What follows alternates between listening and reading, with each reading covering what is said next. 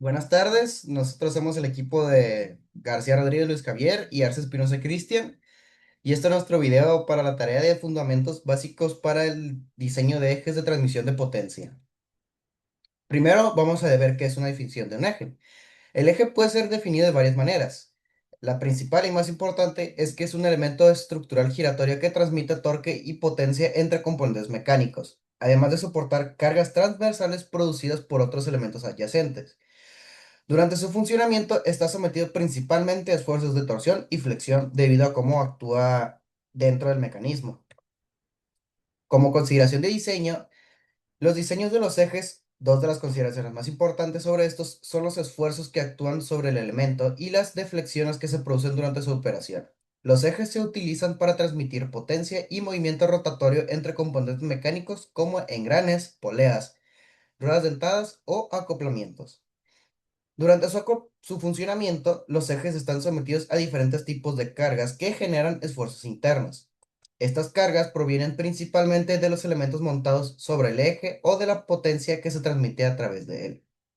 Uno de los esfuerzos principales en un eje es el esfuerzo de torsión, el cual es producido por el torque transmitido a lo largo del eje cuando se transfiere potencia entre los diferentes componentes del sistema mecánico, que se pueden ver ahí abajo en esa imagen que tenemos. Otro esfuerzo importante es el de flexión, que se origina debido a las fuerzas radiales ejercidas por los elementos como engranes, poleas o ruedas montadas sobre un eje. En algunos casos también pueden presentarse cargas axiales, especialmente cuando se utilizan engranes helicoidales o componentes que generan empuje longitudinal a lo largo del eje. La combinación de estos esfuerzos produce un estado de carga complejo, por lo que debe evaluarse cuidadosamente para asegurar que el eje tenga la resistencia suficiente y no falle durante su vida útil.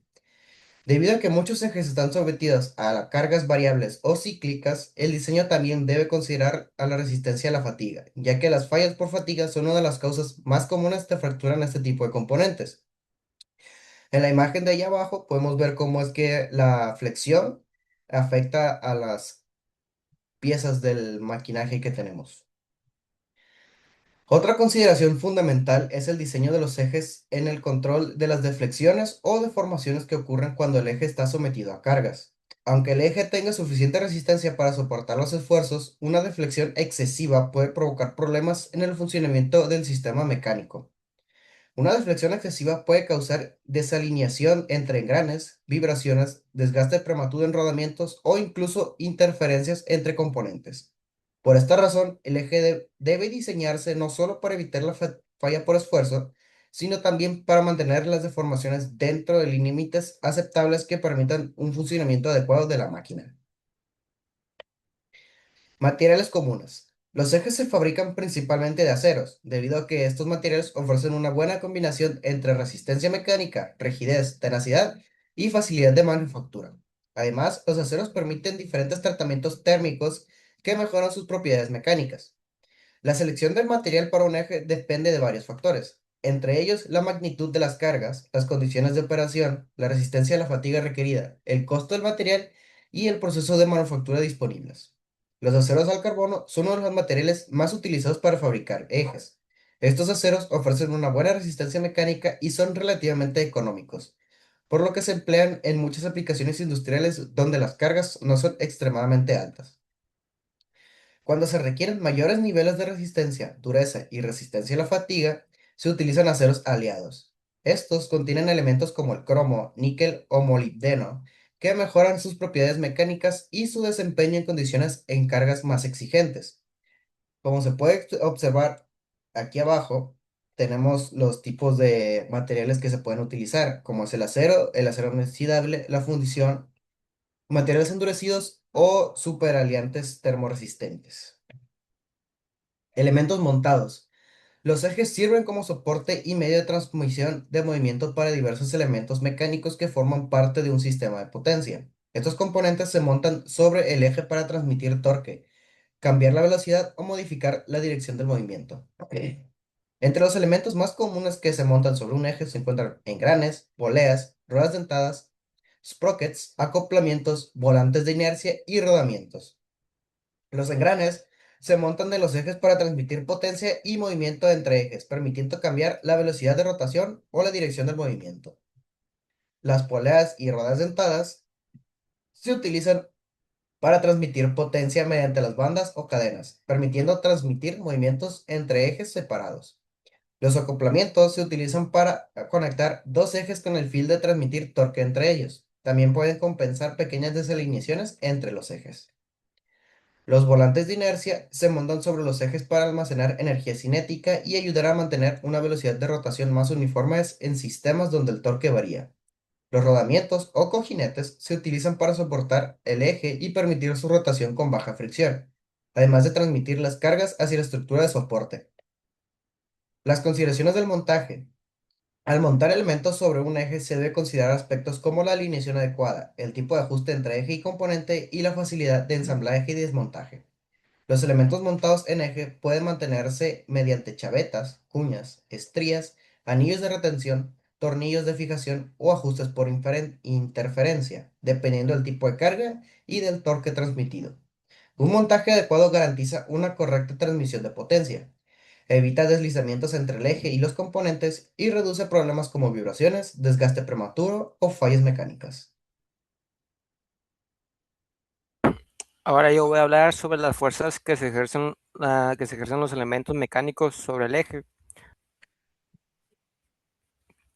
Ahora el tema que yo voy a hablar va a ser sobre las fuerzas que ejercen los elementos mecánicos sobre el eje. Los engranes, las poleas y las catarinas, entre otros elementos que están sostenidos comúnmente por los ejes, ejercen fuerzas sobre el eje y causan momentos flexionantes, ¿no? Entonces, lo que yo voy a explicar voy a describir lo que son los métodos para calcular esas fuerzas en algunos casos. En el primer caso van a ser los engranes rectos, ¿no? En los engranes rectos, la fuerza ejercida sobre un diente de un engrane en general durante la transmisión de potencia actúa en dirección normal, es decir, actúa en dirección perpendicular al perfil de la involuta del diente. Entonces, en estos casos, conviene para el análisis de los ejes considerar los componentes rectangulares de esta fuerza, que en este caso van a ser dos, como podemos ver en la imagen. Esa línea es la fuerza normal y esa fuerza normal se va digamos que a separar en dos, que serían la fuerza radial y la fuerza tangencial. Entonces, lo más cómodo para calcular lo que es la fuerza tangencial, voy a cambiar de diapo, lo más cómodo para calcular la fuerza tangencial es en forma directa con el par torsional conocido que va a transmitir el engrane. En este caso, el par torsional va a ser T, que es el par torsional, que es igual a 63.000 P sobre N, que el P es la potencia que va a transmitir, que son los caballos de fuerza, y N es la velocidad de giro, que son los RPM.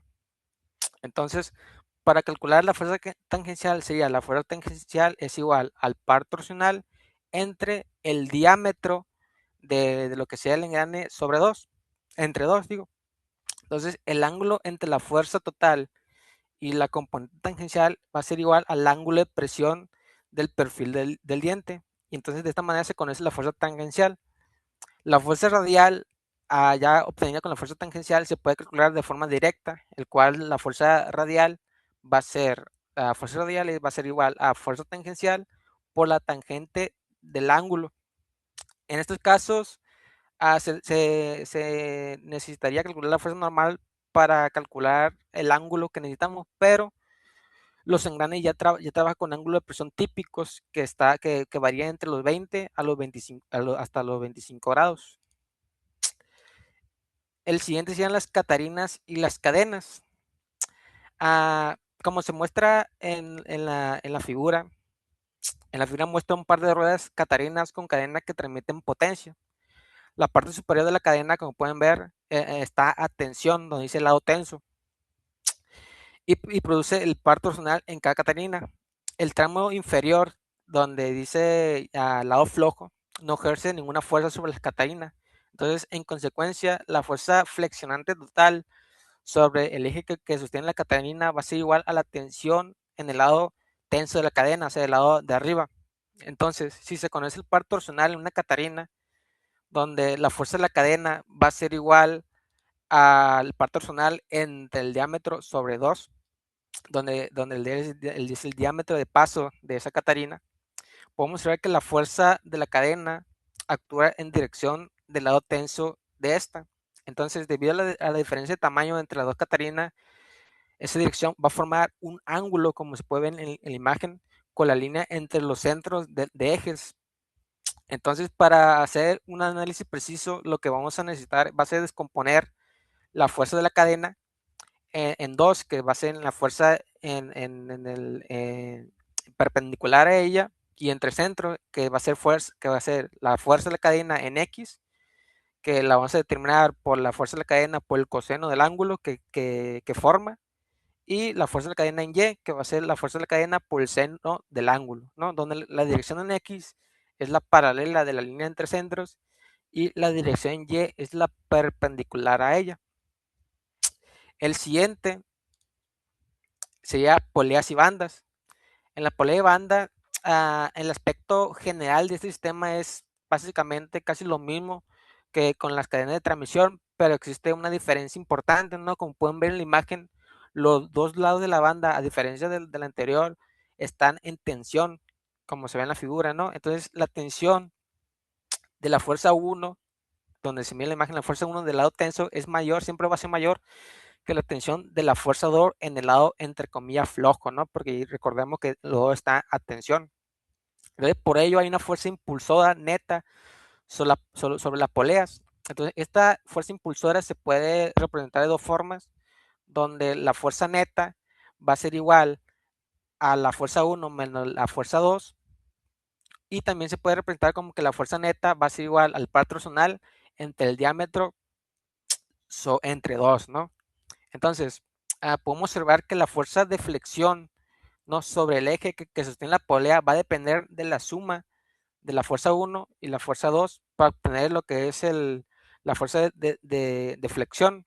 Entonces, para obtener la fuerza de flexión, mejor dicho, para obtener lo que es la fuerza 1 y la fuerza 2, tenemos que se necesita una segunda ecuación donde aparezcan las dos fuerzas de F1 y F2. Entonces, para obtener esta relación, vamos a suponer una relación de la tensión en el lado tenso y la tensión en el lado flojo, ¿no? Entonces, para la transmisión con bandas, se supone que la relación es, en el caso normal, que la fuerza 1 entre F2, entre la fuerza 2, va a ser igual a 5. Entonces, conviene establecer una relación entre la fuerza neta y la fuerza flexionante de la forma que la fuerza flexionante va a ser igual a C por la fuerza neta, donde C es una constante por determinar, la cual esa constante se determina por la fuerza flexionante entre la fuerza neta, que es igual a la fuerza 1 más fuerza 2 entre fuerza 1 menos fuerza 2.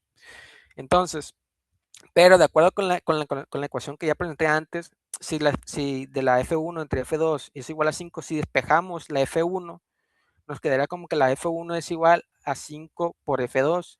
Entonces, esa vamos a reemplazarlo en la ecuación de la constante, donde nos quedaría prácticamente lo mismo, simplemente vamos a sustituir, donde al final de esta ecuación nos va a quedar como 1.5, y ese 1.5 se va a convertir en lo siguiente, donde la fuerza flexionante va a ser igual a ese 1.5 por la fuerza neta, o 1.5 por el par torsional sobre 2. Entonces, el siguiente tema va a ser los factores de concentración de esfuerzos teóricos.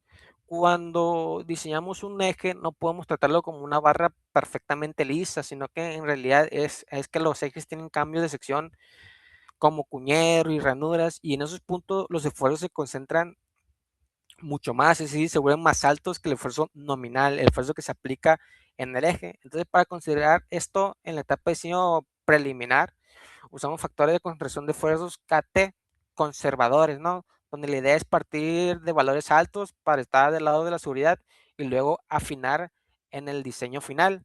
En el primer caso que les presento va a ser el cuñero, donde un cuñero, o también conocido como un chavetero, es una ranura longitudinal que se corta en un eje para montar una cuña o chaveta que permite la transferencia de un par torsional del eje del elemento transmisor de potencia o viceversa, ¿no? y podemos ver en la siguiente imagen que existen dos tipos, que es el cuñado de perfil y cuñado de trineo. Aquí son dos tipos de cuñero. El cuñado de perfil se corta en el eje como una fresa lateral de espiga, cuyo diámetro es igual al ancho de la cuña. Y la redonda que resulta es el fondo plano y tiene un vértice agudo y a escuadra, ¿no? Y a cambio el cuñado de trineo se obtiene una fresa circular cuyo ancho es igual al ancho de la cuña. Entonces, cuando el cortador comienza o termina el cuñero, produce siempre un radio uniforme, ¿no? Entonces, como podemos ver, en lo que es el cuñado de perfil va a tener un KT 2.0 y el cuñero de trineo va a tener un KT de 1.6. Y la razón de la diferencia de estas dos es lo que acabo de explicar. Cuando el cortador comienza o termina el cuñado, produce un radio uniforme. Entonces, esta es la razón, es la razón del que el factor de concentración de fuerzas para el cuñado de trineo es menor que el cuñado de perfil. Entonces, este sería para el tipo de cuñeros. El otro es chaflanes en escalones. Cuando un eje se presenta un cambio de diámetro para formar un escalón contra el cual localizar un elemento en máquina, se produce una concentración de fuerzas que dependen de la relación entre los dos diámetros del radio del chaflán, que se puede ver en la imagen que coloqué. Entonces se recomienda que el radio del chaflán sea el mayor posible para minimizar la concentración de fuerzas, pero a veces el diseño del engrane o el cojinente u otro elemento que se le va a poner en el eje, bueno, en el chaflán, es el que afecta el radio que se puede usar. Entonces, para fines de diseño, se clasifican los chaflanes en dos categorías, que serían las agudas y las bien redondeadas. Entonces, para estos dos tipos, el chaflán, para el chaflán agudo tiene un KT de 2.5 y el de transición bien redondeada tiene un KT de 1.5 y estos KT se va a determinar dependiendo de la gráfica que puse, que esto se va a determinar del radio que hay entre el cambio de sección que hay en este punto, que en este caso, en el primer ejemplo es de un radio de 0.3, el cual va a tener resultado con un KT de 2.5 y el de abajo es un radio de 0.17 que según la tabla es de 1.5. Ya por último, el último es de para anillo de retención. Los anillos de retención se usan en muchas funciones de localización en los ejes, donde estos anillos se instalan en ranuras en el eje, después de colocar en su lugar el elemento que se va a retener. Entonces, para un diseño preliminar, para este tipo se aplicará un KT de 3, donde de 3 el esfuerzo flexionante en una ranura para anillo de retención. Entonces, para considerar los radios de chaflanes bastante agudos, el factor de concentración de fuerza no se aplica al esfuerzo constante torsional, sino es continuo en una dirección. Las siguientes son las ecuaciones de diseños a la fatiga de ejes. Aquí voy a presentar las cuatro ecuaciones fundamentales que nos presenta el libro para el diseño de ejes sometidos a cargas variables, ¿no?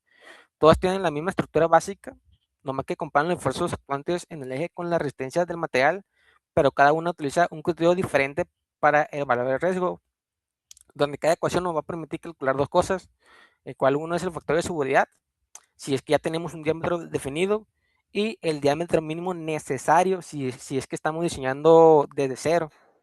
Entonces, bueno, lo importante de esto o la relación que tiene esto es que consideran dos tipos de esfuerzos nomás, que serían los esfuerzos alternantes, que varían con el tiempo, y los de esfuerzos medios, los que son constantes, como una carga fija, ¿no?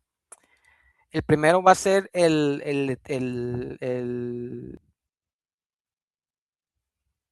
entonces, el primero es el Soderberg. El de Soderberg, si observamos la estructura de la ecuación, tenemos dos grandes términos sumansos dentro de las llaves. El primer término utiliza el límite el límite de fatiga corregido, que es el SE, y afecta en los momentos alternantes, y este término representa el daño por fatiga, es decir, el esfuerzo que varía cíclicamente. Y el segundo término que podemos ver es utiliza el límite de afluencia, o sea, el SYT, y afecta en los momentos medios.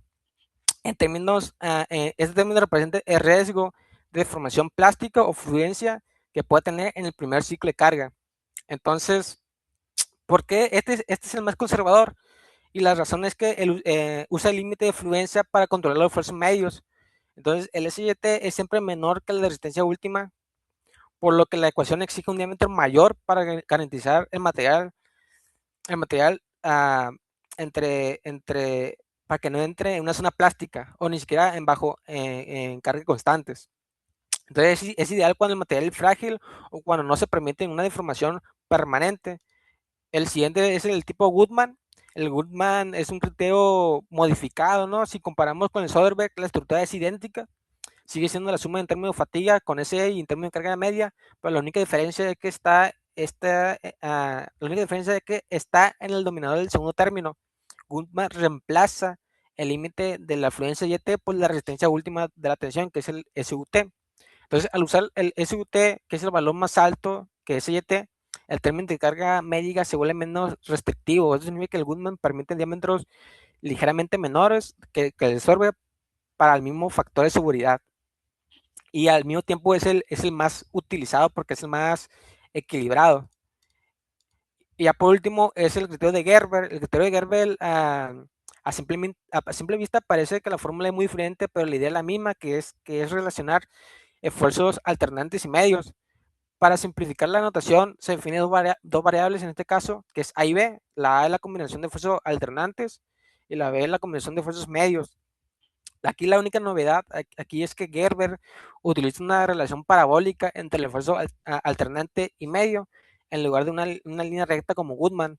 Y esto se ve reflejado en la estructura de la ecuación donde aparece un término de raíz, ¿no? Raíz cuadrada de 1 más algo al cuadrado, ¿no?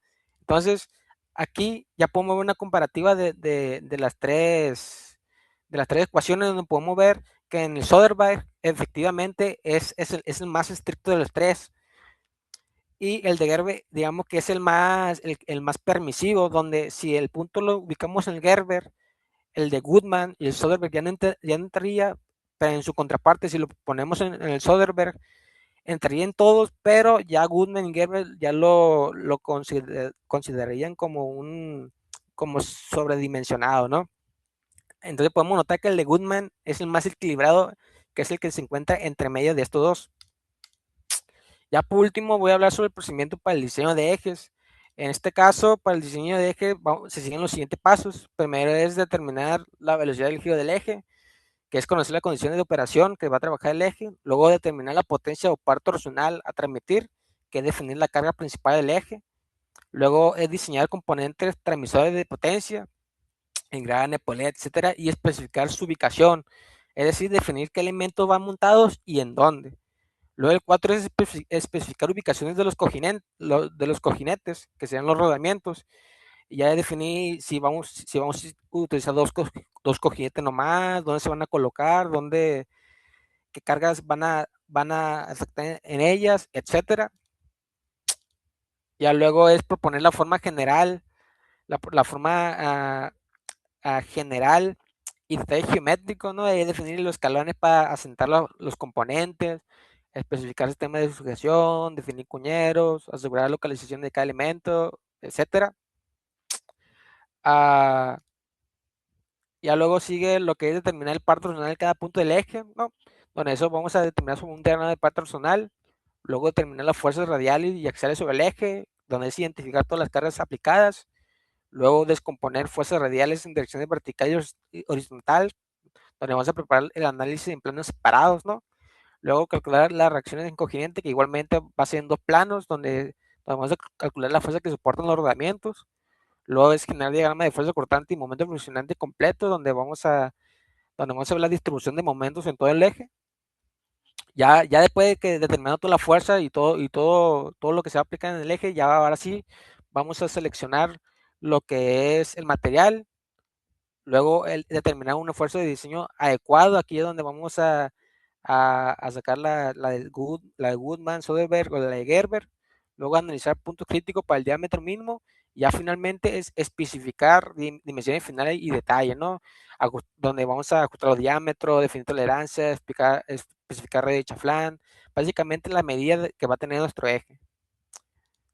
Y pues eso sería todo. La bibliografía en la que nos basamos son los libros que nos dio el maestro, que principalmente nos basamos en el primer libro, que es de Robert Mott, y también nos basamos en los videos demostrativos que el profe nos había proporcionado anteriormente.